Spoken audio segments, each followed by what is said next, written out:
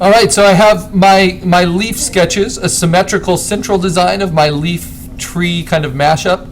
Here's a dynamic kind of flowing design. I might even have an offset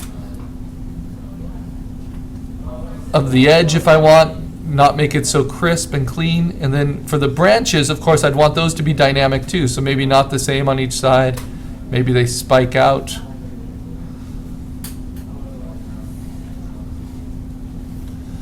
And then for playing with negative space, now how would this work? Well, if I think of what a tree usually looks like, if you think of kind of the icons of trees, I actually made this one bigger so I can do both one that plays with negative space. Here, let me set my eraser. All right, one that plays with negative space that in a symmetrical way. So if you think of kind of your standard tree, kind of Christmas tree-like shape, let's say. And then I can put a leaf around that.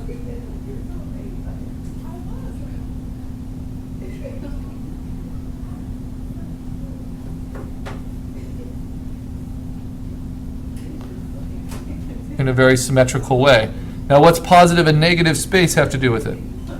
Well, now I'm going to use my fill bucket, my paint bucket, and I can fill it in. Let's see, I'm doing 51%, so I want to do that on my paint bucket too. So you get a sense of, now there's like a cutout in the leaf that is a tree. So that's a way of playing with negative space. How can I do that in a dynamic way? See, maybe I have a withered kind of winter tree. This is getting a little complicated though thank you, for a logo that will read. But this tree will be not symmetrical. Like it just lost all its leaves. I could even have a little bird in there. These are just sketches, right? And then I'll play with the negative space, or I'm sorry, the positive space around that, make that the leaf in a more dynamic, free-flowing way. And if I want to fill that in, and see what that would look like. So playing with negative space, the logo I always think of, that I think does this very well, is the World Wildlife Foundation, which of course has a lot to do with Earth Day as well. I don't know why I said LOFO instead of logo.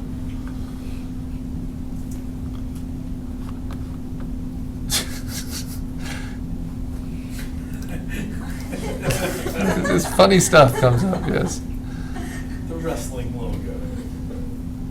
That's not actually the one I was thinking of. Where's the one I'm thinking of?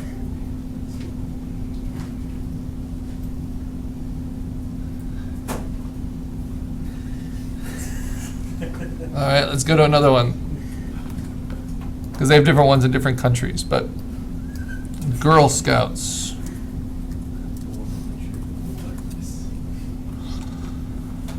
So Girl Scouts plays with negative and positive space very well, and it works on different backgrounds as well. It's just a cutout. So you have the three different faces, and you have obviously what looks like the hair, but it also makes this clover, which is the overall shape. And there's just lots of ways you can play with this. Let's see. So this is a more complicated approach to logo design, but you get more bang for your buck this way.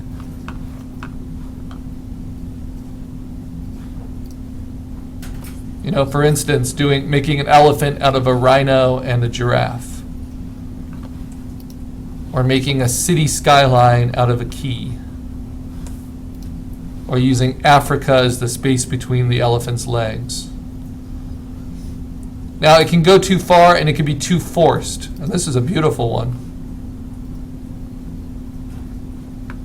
But the beauty of it is it still works as just a black cutout, right? It's still extremely efficient. This one just takes a T and then makes it out of these two guitar stalks. Some really lovely ones here. Here we have the Alamo, and a cowboy, home and a soldier, all this good stuff. Looks like a duck in there and a fish. But when they become kind of hard and gimmicky to make out, then they're a little trickier. So these are all inspired by the World Wildlife Fund panda, but just ways you can kind of turn that space around.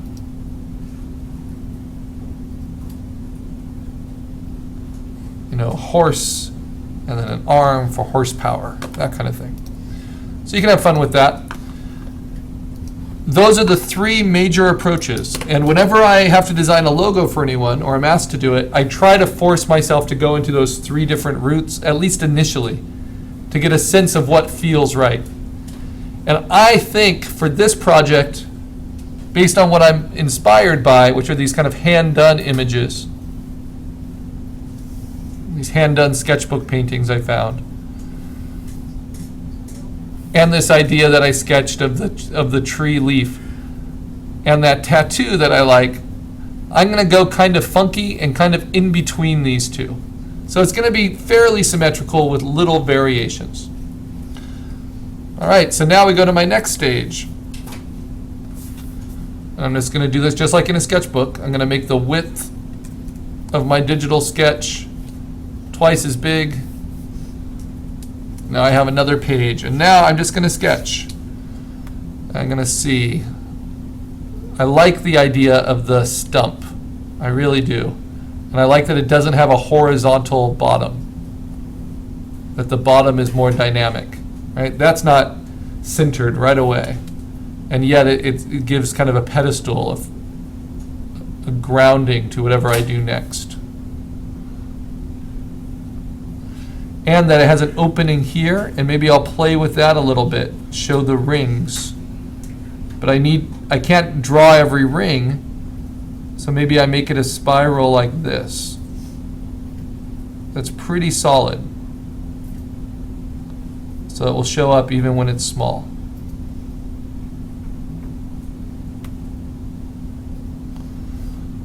But better yet, and this is why sketching is so important, if I want to make this into a logo type, and I'm thinking kind of a very hipster, maybe lowercase, maybe script logo type, I don't know, for Earth Day, maybe I can turn this into the E somehow. So a lowercase e looks like that. How can I make that work with my intentions? And when I'm sketching digitally, I'll always use about a 90% opaque or less brush, so I can kind of darken the ideas I like best. And then my eraser I'll set at about 80%, so that I can still see the remnants of what I decided against. All right, so let me see, how could that work?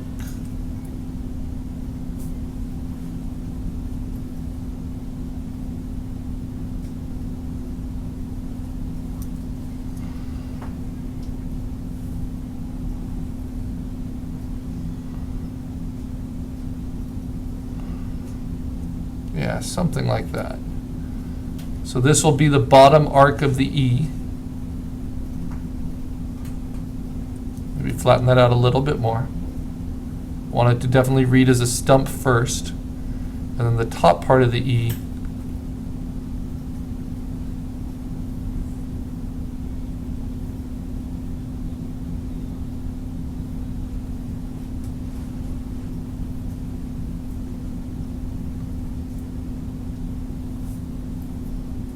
try to make work with these tree rings.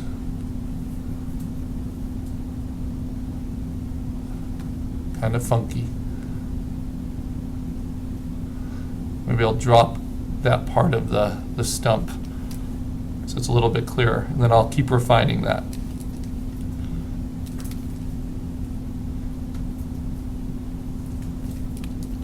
Okay, so this will be my logo, but then if I wanted to add a logo type, maybe it would be that to go along with it. But we're only required to do a logo design for this. But I like that. Maybe thicken it up a little bit here. The thickness of your marks really matters, because remember, it's like you're cutting this out of black paper. So know where it's filled in. It gives us a chance to use this paint bucket tool.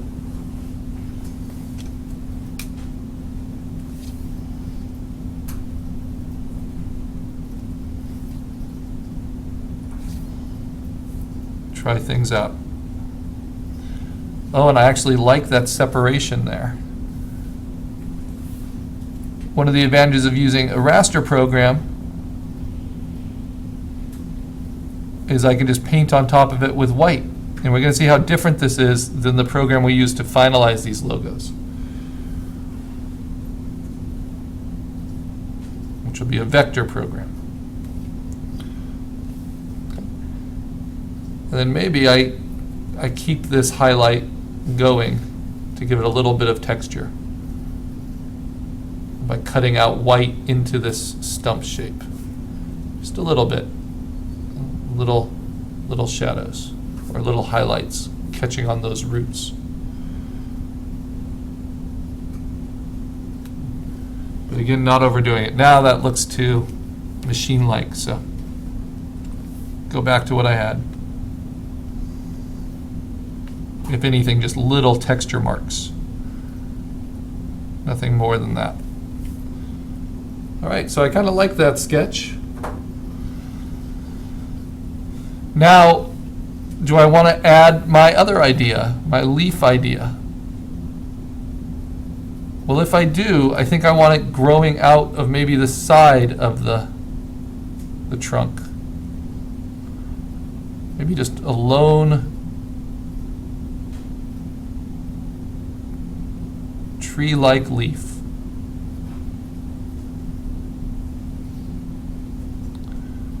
Inspired by the different things I found, but definitely my own.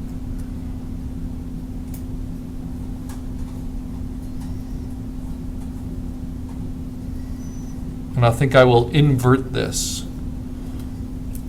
So I'll show you what I mean.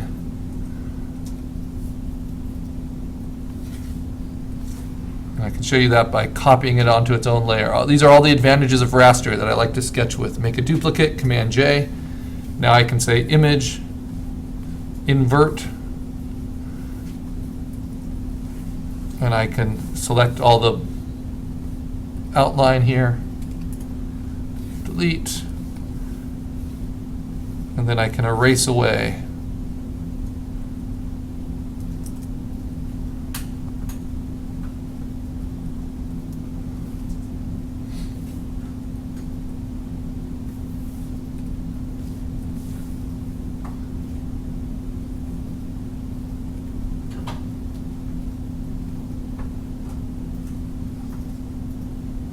Yeah, so something like that.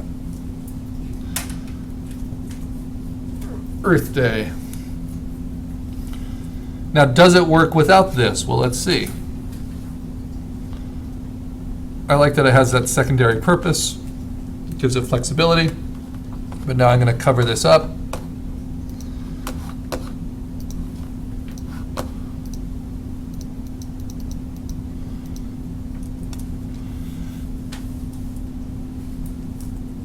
And I can refine my sketch. The benefit of digital sketching is you can refine and still keep process layers down below.